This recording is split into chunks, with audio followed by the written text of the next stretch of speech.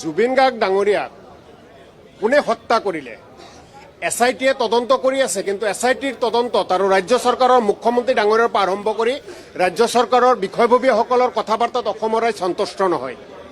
গতিকে আজি পবিত্ৰ বিধানসভাত সকলো কাৰ্যসূচী বাতিল কৰি জুবিন গাৰ্গ ডাঙৰীয়াক কোনে হত্যা কৰিলে, হত্যাকাৰীসকলৰ কি হ'ব, কি ধৰণে তেওঁলোকৰ ওপৰত বিচাৰ কৰিব, এই কথাবিলাক আমি পাতিব বিচাৰিছোঁ আৰু এই কথাবিলাক ৰাজ্য চৰকাৰে পাতিব লাগিব, মুখ্যমন্ত্ৰী ডাঙৰীয়াই জবাব দিব লাগিব।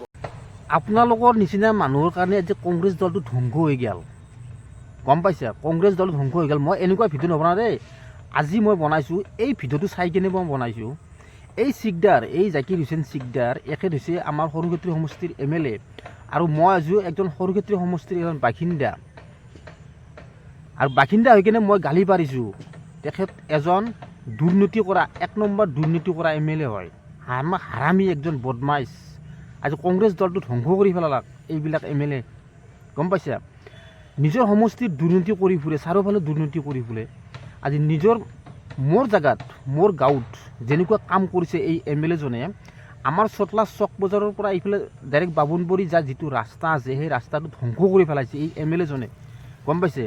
ঠিকাদাৰৰ লগত মানে লগ হৈ কিনে পইচা খাইছে, পইচা খাই কিনে সেই ৰাস্তাটো অকল শিল পাচি, তাৰ বাদে একো কৰিব নোৱাৰিলা, পকী কৰিব নোৱাৰিলা, পকী নহ'ল ৰাস্তাটো।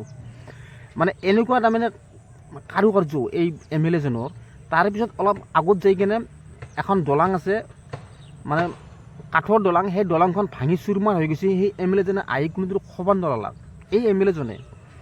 তাৰেপিছত কি হ'ল, আমাৰ স্থানীয় যিবিলাক পিলপিলি চলা মানুহ ড্ৰাইভাৰ আছে, সেই ড্ৰাইভাৰবিলাকে কি কৰিছে, এনেকৈ বাঁহ কাটি কিনে খালি পিলপিলিখন যাতে যাব পাৰে সেনেকৈ তাৰমানে এই মানে দলংখন তাৰমানে বনাইছে, আৰু তাৰে ওপৰত মানুহবিলাকে আজা কৰে আৰু পিলপিলিবিলাকৰ লাহে লাহে যাই থাকে।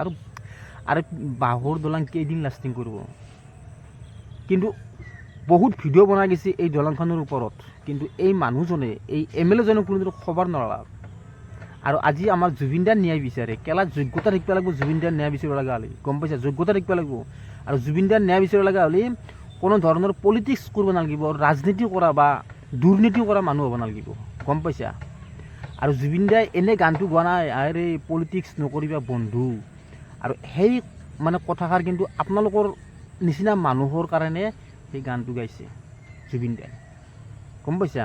মই এজন স্থানীয় আপোনাৰ সমষ্টিৰ মানুহ হৈ মই আপোনাক কৈছোঁ, আপুনি কংগ্ৰেছ দলটো ধ্বংস কৰি পেলালাক। আপোনাৰ নিচিনা MLA 2-1জন আছে, কংগ্ৰেছ দলটো চেছ, বৰবাদ, গম পাইছে? এতিয়া কোনোদিনও ভাবি লাভ নাই যে কংগ্ৰেছ দল আমাৰ অসমত আহিব, নাহে। আপোনালোকক কিন্তু গুচাই দিব লাগিব, তেতিয়াহে কংগ্ৰেছ দল আহিব। হাৰামী বুলি কৈছোঁ চিকদাৰ, আমাৰ এৰিয়াত আহিবি, সেইদিনা গম পাবি আমি কেনেকুৱা খঙত আছোঁ, সেইদিনা আহিলে গম পাবি। কেলা জুবিনদাৰ ন্যায় বিচৰা ন?